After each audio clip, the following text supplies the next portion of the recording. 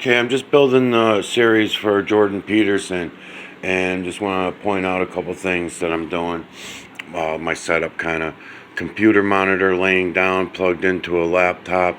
I've got all the research vids. I'm on the Michael Oziak channel now. I'm gonna go back and forth from the Michael Oziak channel and Miguel Everyone channel in order to build this series. Then I'm doing the Jordan Peterson.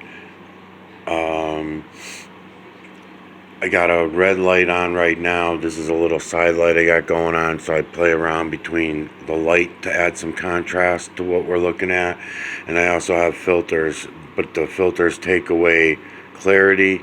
The point of having the monitor laying down here is so that I can do all angles and show you the system and how it works and all that. I'll shut these upper lights off when I get going. Right now it's going to be a little bit boring because I'm putting together soundtracks. Nothing I hate more than talking about things and explaining shit, and then the videos get deleted or I get them taken away or I have to go in and delete them myself. So I always try to now build a little bit of a soundtrack going to start out a series. I got shut down on the last series on the other channel, so I figured I'd go on to a new series. It didn't seem like the Candace Owens series was getting anywhere. I had like 3 people come in from the outside, looked around a little bit and left. I don't see anything really going on there, so I'm going to move on. But it was good that I went to Fox News because I was able to run into Jordan Peterson. Matter of fact, I heard from a lot of very interesting people on all different sides. Jordan Peterson has a lot. This is going to be I think it's going to be a more enjoyable series for me to do this series than any of the other ones that I've done so far. I really do. I mean, I really like this guy a lot. You can see why so many people love this guy. And but at the same time, I can help him a lot because he's missing a lot of things. And he can see them, and that's going to be the great part, I think, is that I'd be able to show some, if it gets to him. I mean, Candace Owens, I don't think it's going to get to her. Here, June 10th, what these are what I call research vids. These are all going to be assigned to the Jordan Peterson series, and they're just digital collection of electromagnetic nanocarbon from the system.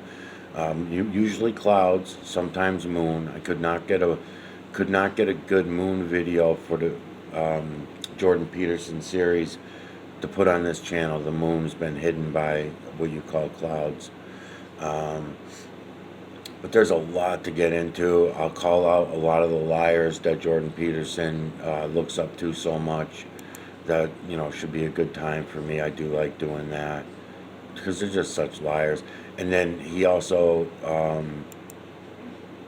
he understands that he himself was a purposeful liar throughout his life and everything. I think that's really admirable because we can talk about the mirror neuron and the mirror neuron manipulator when it comes to all that.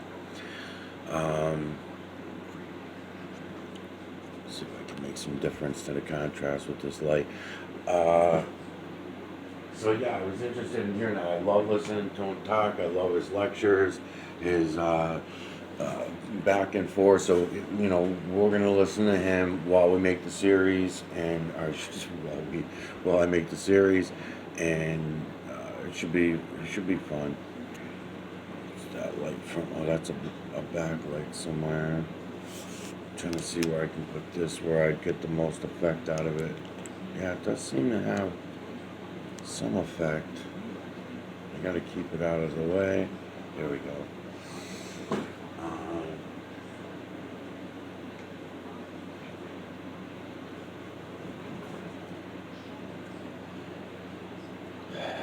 Yeah, so this even the Candace Owens series went up to about 350 videos. I got to go back and mark the rest of them over on the Miguel Everyone because they're not marked. They're just down as dates like this. So I'll put half of what I got over there onto the Candace Owens series. Maybe I'll take the moon videos from that because they did come out pretty good. Those moon videos, nice, clear, crisp imagery and everything. So Maybe I'll take those and put them on Jordan Peterson series since I'm being bounced back and forth from channel to channel anyway, which I'll bitch about some of that too as I go along. But um, let's get this going. Shakespearean play or a biblical story. Well, how many interpretations are there of Hamlet or of the story of Cain and Abel?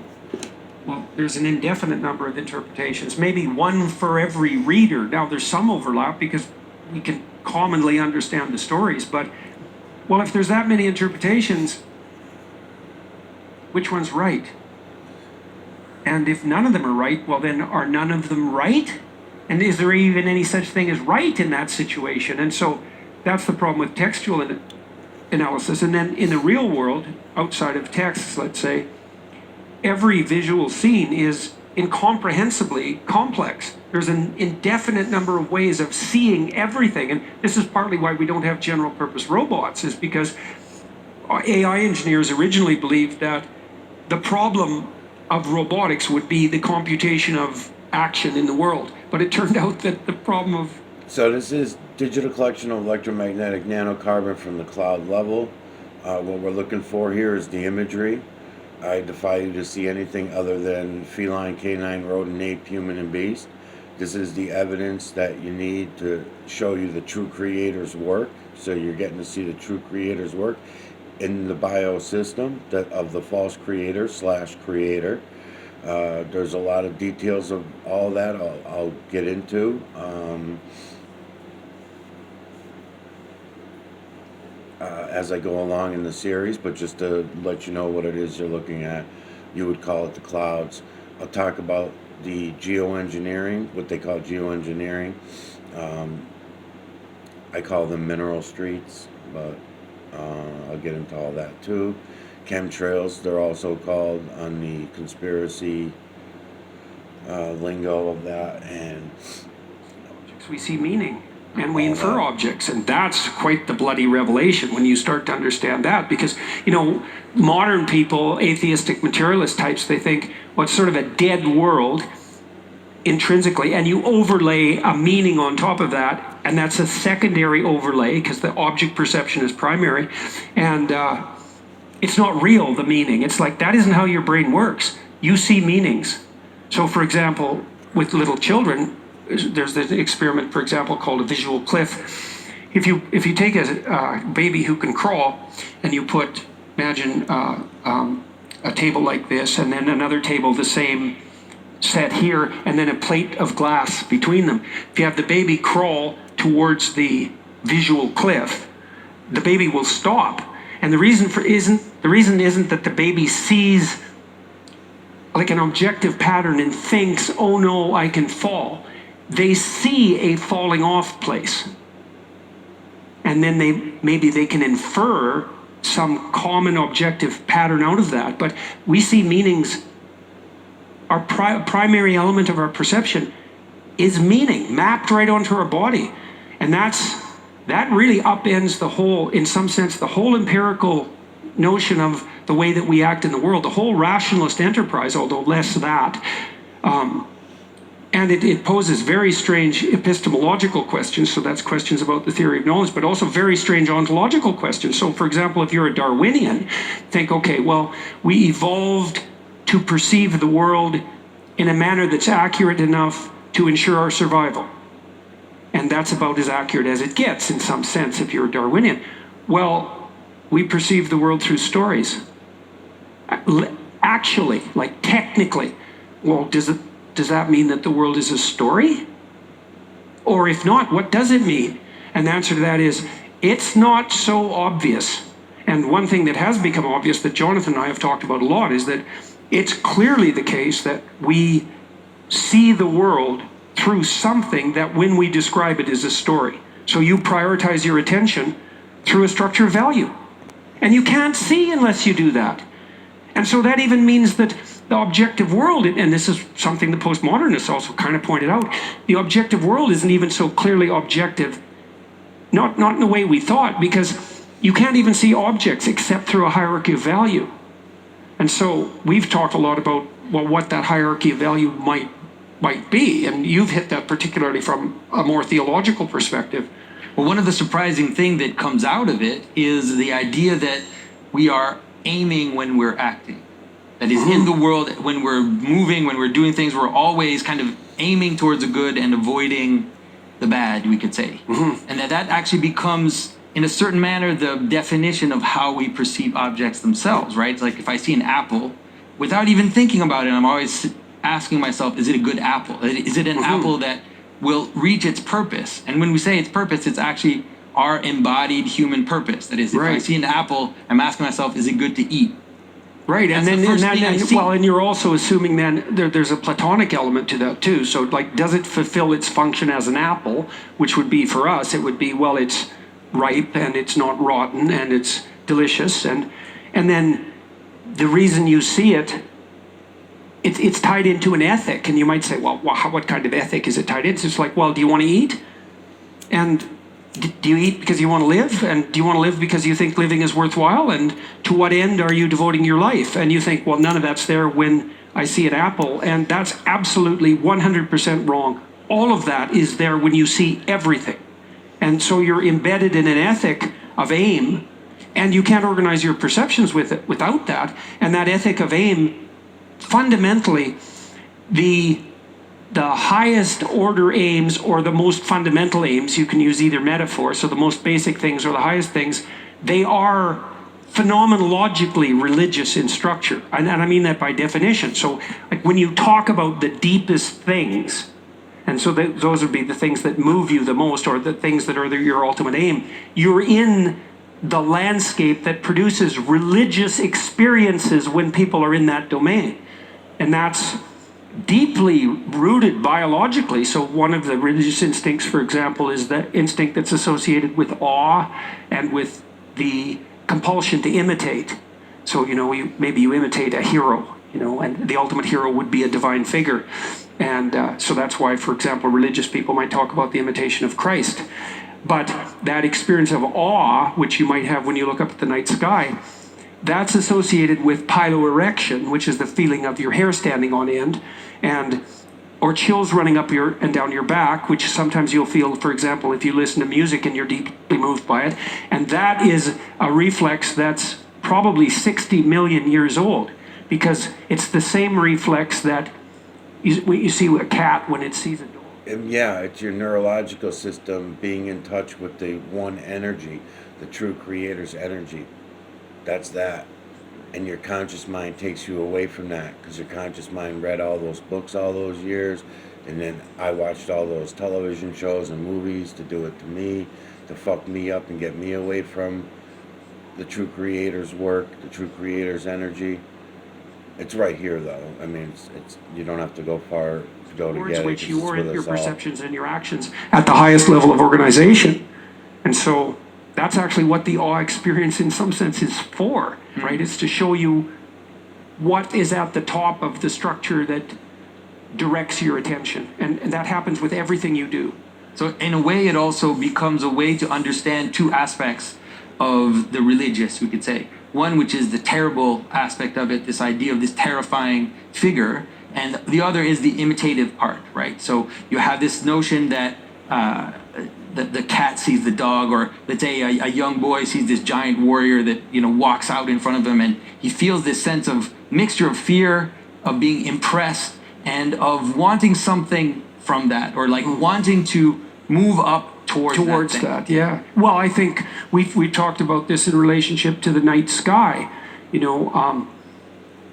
There's a very famous image of Mary that Renaissance artists really went to town on. There's hundreds of paintings of this. So it's Mary with her head in the stars and her foot on a serpent. So that serpent is the serpent in the Garden of Eden, or Satan, or evil. And the idea there, it's an image of the divine feminine. I mean, these are all great metaphorical stories, but they have nothing to do with the reality that I'm showing you that's all around you. We can all go see this for ourselves. We don't need the metaphors anymore. It's nice to read between the lines of it all, to find out more clearly what they meant when they originally wrote them, but they seem to all be written to deceive and get us away from the reality that we can all just see for ourselves. but I like listening to him anyways. I mean, he's got a lot of towards knowledge. the nearest thing to the infinite you're going to encounter, and that does produce a sense of awe. And that's in one part of that, that's a humility, like the cat might feel in relationship to a dog. But in another thing, it's a call to imitate even the cosmos, because along with that sense of being awe-inspired by the heavens and feeling insignificant in some sense and humble, there's also a call to a greater form of being. And that's, one of the things human beings did, because we were preyed upon and became predators. One of the things we did was imitate the predator, and so we were in awe of a predatory animal, like we still might be if you meet a grizzly bear in the woods. You might freeze, and you're certainly going to attend to it. But then there's part of you that is deeply called upon to imitate the capacity for aggression of the predator, so that you can defend your loved ones against predatory action. And some of that would be to be the warrior that can fight off the grizzly bear, but then abstracted up into the religious sense, it would be to be the ethical actor who can protect your family from unscrupulous psychopaths, forces of malevolence that border on the satanic. And that's all part of the ethical enterprise. And weirdly enough, all of your acts of perception are necessarily nested inside a structure that's pointing to what is at the highest, or you're incoherent. Those are the options. Well, that's a strange thing, right? Because you can say, well, maybe your hierarchy of value isn't unified and there's nothing at the top. It's like, okay, it's not unified. Well, then you're confused. And if you're with someone and your hierarchies of value aren't unified, then you are in conflict. Or you're aimless, or you're hopeless, or you're anxious, or you're lost. That's the phenomenological consequence of lacking this united pyramidal ethic. So you can't get away from the necessity of this unless you want to live, aimless, nihilistic, confused, hopeless, all of that. So we've got awe, and we've got the desire to imitate. And I think the third part that I'd like to bring up and hear what you think about that is the notion of celebrating. Mm-hmm. That's something that I don't know. It seems to be particularly human. Maybe there's examples of that in the animal world. I don't know. But there's something about humans which celebrate. And in celebrating, what we're doing is we're recognizing these pinnacles, whether it be celebrating a great basketball player, or celebrating the images of our nation, or the unity of our family when we come for Thanksgiving. There seems to be something. Well, you really helped me understand the relationship, the technical relationship between the concept of worship and the concept of celebration. Because you might say, well, what does it mean to worship? And a cynical person would say, it means to believe things that no one but a damn fool would believe. And that's kind of the dismissive modern attitude, but that isn't what it means. Like, worship it has this celebratory aspect, and that is tied into this instinct to imitate. So if you have a sports hero, first of all, he's a hero, and he is someone you put on a pedestal, which indicates a kind of, an elevation towards the divine or towards the sky, metaphorically speaking. And then there is this compulsion to imitate, and that's no different than celebration.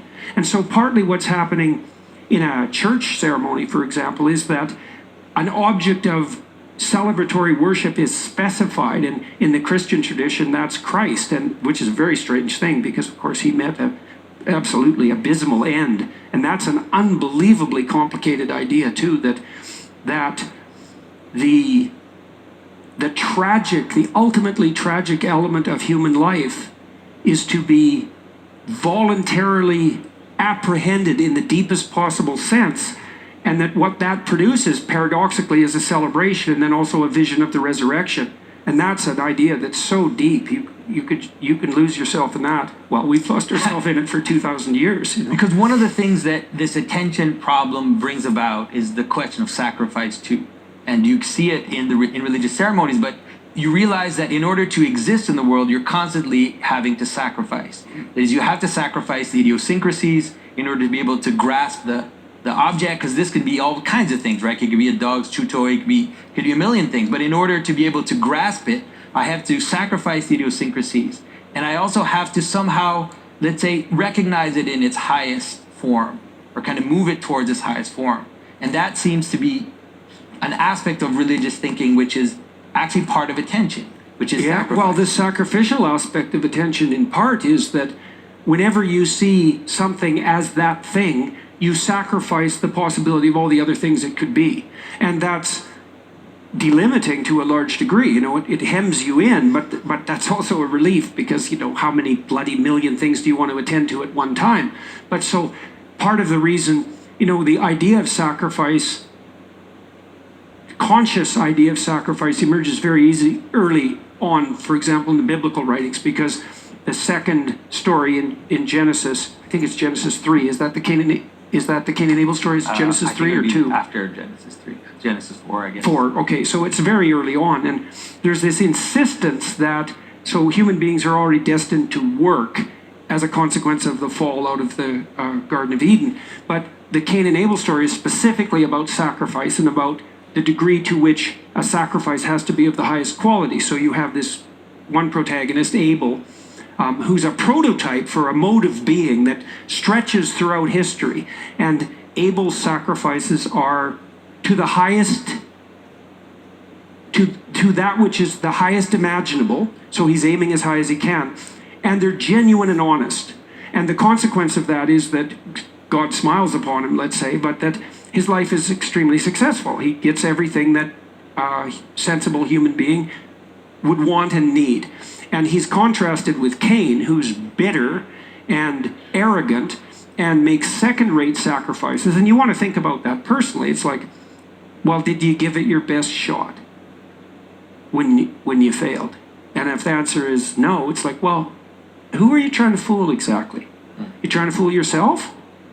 Well, good luck with that. You trying to fool other people? It's like, well, who made you so smart and them so dumb? And is that how you think about other people? You can just pull the wool over their eyes? And then is it more than that? Do you think you can bend the structure of reality? And so you're going to make these half-witted sacrifices and that's going to please God too? And that's what you believe? And, you know, Cain is very annoyed that his sacrifices aren't being rewarded, and he goes and talks to God and basically calls him out and says something like, you know, kind of stupid cosmos did you make here? Here I am breaking myself in half and all the good things are going to Abel. It's like, what's up with you? Which is really quite the thing to do, you know. And if you don't think people do that, you don't know much about them. And God basically tells him, well, people do that all the time, which is why it's an archetypal story. And God basically tells Cain that he doesn't make good sacrifices. He knows that perfectly well, that he was tempted by bitterness and arrogance and deceit to enter into a consensual sexual relationship with the spirit of vengeful sin itself, which is a hell of an accusation. And, well, you know, these people who shoot up high schools, for example, they dwell on their sin for months or years before they commit that act. And they are entering into a creative relationship with temptation. They let a terrible spirit inhabit them, and they enter into a creative union with that. It's not, it's they brood, and, you know, that's a sexual metaphor too. And they go to some plenty dark places. You have to go to some plenty dark places before you take an automatic rifle out in an elementary school. And so if you don't think there's any brooding in that and any communing in a creative way with the spirit of vengefulness and misplaced aim, then you don't have much of an imagination for that sort of thing. And then, you know, good for you. All right, so imagination for that sort of thing. I was upstairs, but I just came down to that part, and let's talk about that for a minute. So, to me, Jordan, I'm going to start talking to you directly as I start going through your series, and you're going to think that's kind of weird because we don't know each other. I have to do everything in the form of a question because my videos will get deleted and I'll get shut out of my channel. So I have to do things cleverly. Okay, for what you just said about the school shooting thing. All right, I had a discussion yesterday with somebody, so some of these things are fresh on my mind. So what I'm going to ask you, Jordan, or anybody else who believes any of this nonsense of these false flags that go on everywhere. Okay, I'll say something about false flags. False flags, you people can accept them in their minds. The majority can accept them in their minds as being a false flag if it's something minor. As the incident gets larger and larger and more important, then the mirror neuron thing is kicking in. You're playing on our empathy. Now, I don't know if you're purposely part of it, Jordan, because I'm trying to watch you carefully as I'm watching your videos, because it almost seems like certain things, topics, you're like part of the lie and purposely part of the lie. Because the reason why I say that, because you're too intelligent and you're too spiritual and open-minded and all of these great qualities that should not allow you anymore at your age and at your sophistication to be believing some of these bullshit stories. And then not only are you believing them or saying, I don't know whether to believe them, but you're actually pushing the lie. You're pushing a lot of the lies. From the Columbine, I have to say, okay, let me do it this way. Because I've got these videos deleted before several times. I'm pissed about it. Okay, you talk about in your videos about Columbine, that you read the diaries of the guys at Columbine. You really have to look into these things, and I would have to have probably a personal conversation maybe with you to really get it through to you how fucked we were. I mean, it was crazy. But what I will try to do that I think I can get away with is in the form of a question. All right, in the latest school shooting, I don't even think I can say the name of it, but you know which one I'm talking about. All right, so put yourself in the pit, and I got three of them. Three situations I want you to put yourself in, and then give me your answer. Think about your answer for a minute or so, but it won't take you more than a second to have it in your mind. But then think about it for a minute before you shout it out to yourself, because I'm obviously not there in the room with you to to do this. All right, so if you, as a parent, right, had this 7-year-old boy, because there was a boy and a girl that did news articles, and 3 days after the incident where they just saw their entire classroom and their two teachers shot down, murdered, and around them, and they end up being the only two survivors. This little boy and this little girl, about 7. I'd say the boy was. I think the girl was around the same age, maybe a year or so older. All right, so within 3 days of that incident happening, do you allow your child to go anywhere near a Fox News report or a CNN or MSNBC? Are you letting them go on TV doing interviews? Number one, the interviews, if you look into their eyes, you can see they were not put through. Those two kids that were on the news did not go through any kind of the trauma that we would see in anybody's eyes, even an adult.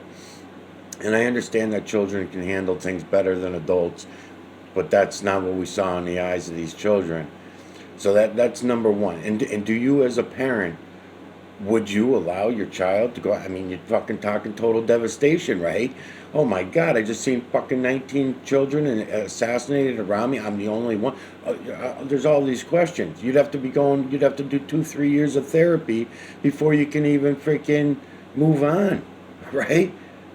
The parents and the children, right? I mean, it makes no fucking sense. All right, so that's one question for you. Second question.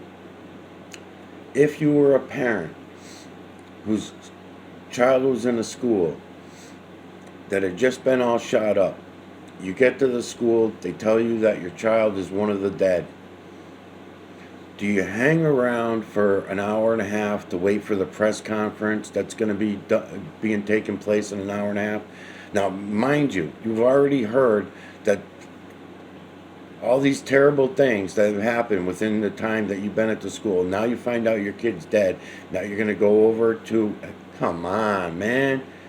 I know it's a question, but it's hypothetical, because everybody knows what they would do in a situation like your fucking life is over until you can pick up the pieces of what Come on, man. You're gonna want to go be with your fucking child. You're gonna go, right? Am I crazy for thinking that that's would be the normal thought process of anybody if this was a real situation? But you're not allowed to say these things because if you say them, then the parents, just like we watched with the Alex Jones and the Connecticut school shooting bullshit, they put up CIA straw men. The straw men go up so they can be sued, so that other people get the point of, oh no, you can't say that.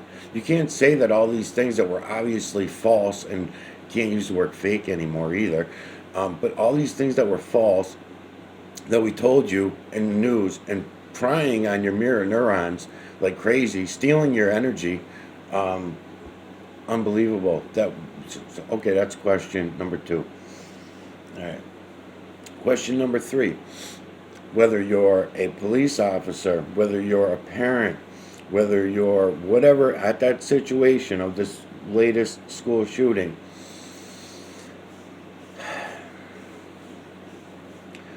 would you, and anybody out there that's listening to this question to you, would you stand in a hallway for over an hour listening to random gunfires every now and then? Would you do that? Knowing there was other 50 people around you? Fuck. Remember, I got to do this in a question, form of a question. Okay. So, or would it make more sense, because I don't know anybody that would not do it this way, would you tell 3 people behind you, listen, I'm going to take the fucking bullets, I'll make it to the prick, but you're going to have to be right behind me to take them out, okay? I'll use this trash can lid as a shield. I'll use this desk as a shield. You guys grab whatever you can. Let's go. I do. We already heard 2 shots. We've been here 3 minutes. Time is up. Time is of the essence. Isn't that what you would say? And then the parents or police officers or whoever were there would go and do that, right? Or would you wait in the hall for an hour and 15 minutes, waiting for a key to break a door down, or some a tool to break a door down, or a key? Come on, man. What the fuck is this shit? And this is the shit we're all listening to on every channel. But yet, you can call out someone that, let's say, all right, I got to do everything in the question. All right, would you believe a story if a man came and said, I was just racially discriminated against. They tried to hang me with this rope. Yes, they put this rope around my neck 3-4 hours ago, or 2 hours ago, whatever it was. I don't remember what it was. And wouldn't you say to yourself, as a police officer or as a normal person, an hour and a half ago, buddy, and you still got the fucking noose around your neck? What's that all about? You know? Right away. So the rest of the story could just be a wash. It never fucking happened, right? But we can call that false flag out. When we see a false flag like that, we're allowed to call it out. And even that was iffy, because a lot of people went through a lot of shit in order to call that false flag out. And that was just a little false flag. No one really got hurt. Nobody really, nothing happened. So people's mirror neurons were not beat. In other words, he wasn't dead, right? No one was killed, I should say. He was hurt. His feelings were hurt. Someone supposedly put a noose around his neck and threatened him and said bad things to him. So, I think he said he was punched one time or something like that. So a false flag like that, we can say, okay, well, none of this makes any sense. But yet you call out some of these other false flags, and it's a big fucking deal, and they shut you down on the internet. They'll label you a fucking terrorist. They, I'll do all kinds of crazy shit, and everybody goes along with it. It's amazing. That's where I say 7.8 billion zombies really not an exaggeration, because it's everybody, every side. Okay, take you back to, it was the last bigger one. Okay, the last one. It was in Connecticut. The one that was in Connecticut. I know all the names of these places. I actually knew, I had a friend who lived in that town, right up the street there. I'd done work at his house just prior, like a couple of years prior to that incident in Connecticut, in Middletown, okay? We all know that school, all right, just put it this way, there's a lot of issues with that story. So let me ask you in a form of a question. Okay, so if you go back to that video of that day, and you watch those, I think it's 19 to 21 children or something. They probably got their Freemason numbers all involved in the amount of children they display in line whenever they have these massacres, and whenever they're real and whenever they're false flags. All right, so trying to figure out how I'm going to form it in a question. Okay, so if you got all these kids in the line, go back to that video and watch it, the one in Connecticut, and watch the kids in every clip that you can get a line of the kids in. Get it, stop it. You as a psychologist, you as a therapist, you're beyond psychologist, but a therapist, an intelligent human being, okay? Go look at the faces of those kids. These kids that have supposedly just gone through this massive, terrible, horrible fucking thing, right? And I want you to look at the faces of them all. Aside from the little chubby girl, who I usually call the little fat girl, but the little chubby girl, she's crying, faces all scrunched up, and she's crying and everything like that. But you got to remember, in every one of these false flag operations, the ones I just seen that were going on in Ukraine, the ones that they're all over the fucking place. They're on a daily basis. But pay attention to the people's facial expressions. Read their eyes. Read their faces. That's going to tell it all to you. Don't listen to the fucking idiots that are doing the reports, because they're just liars. They're programmers. They're there to program us. Just like I'm accusing you, Jordan Peterson, of being when I hear you say shit like this. Because there's no fucking way you, as intelligent as you are, can possibly be believing these false flag operations. The same way that you cannot possibly be believing this heliocentric model that you're convinced that we live under. No. There are too many inconsistencies. The science is too wrong. So if you can understand and see how we were lied to about the medical industry or the food industry or any of the other industries, or how we're now being lied to about racial discriminations, and you can see all these other lies, but you can't see these other obvious lies. I don't buy that. I just can't buy that. And it's the whole reason why I do these videos. It's the whole reason why I call people out, because when I meet people that I like, or not even meet them in person, I don't have to. I'm reading your energy. I can definitely see you display your mirror neuron openly, and that's impressive to me, because I'll explain later in future videos about the mirror neuron manipulator. I don't hear you talking much about the mirror neuron, but you get very close. A lot of your studies bounce around the mirror neuron, but don't ever touch on it. It's weird with the serotonin experiments and all the shit on lobsters. Anyways, I'm running off track. Back to these kids. Look at their faces when you see them in line at this one in Connecticut, right? Okay, let me tell you about your Columbine bullshit stories, okay? This is the thing. You're going to have a hard time with this. Go back and look at it all. Go back and take a look at it with an open eye, all right? That was the first mass shooting in a school that we had in Massachusetts, in United States. Before that, I thought it was Ireland, but I just heard recently someone else claim that it was another country. I don't remember which one it was. Maybe it was Scotland. Maybe it was Scotland that I was thinking of. And but anyways, they had their first false flag mass school shooting. And when we heard about it, even from all the way over there to all the way over here, when we heard about it, and I was young when that happened, and it still, I heard it. In other words, I wasn't paying attention to news, what was going on in other countries especially, but I remember hearing about that, and I was like, wow, that's terrible. It really pulled on your heartstrings, because you picture these little children, young kids, being shot up by this, I think that one in Scotland was it Scotland? I think it was Scotland. But anyways, I didn't see none of that on the news. I didn't see none of that, their faces. I was way too young to even be looking for these things at the time. I wasn't too young to do it. I just was, at that time, I was young, put it that way. And just too stupid to be looking around. Just took everybody at their word. Look at the faces of these kids in Connecticut. One's got a smile on his face. Do you think, I should say, in your opinion, is the first one in line got a half-ass smile, like he just tickled the kid behind him. The kid behind him is just thinking about getting home because he's tired of walking around the school in circles. Look at the third kid's face. Read their faces. Read their energy as you see them in line.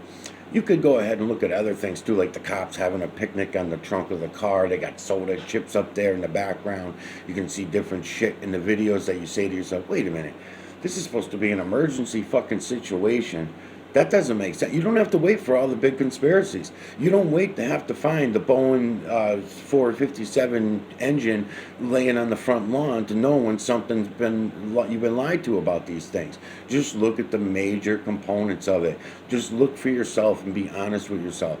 And say, you're going to say to yourself, I think, I'm going to ask you your opinion.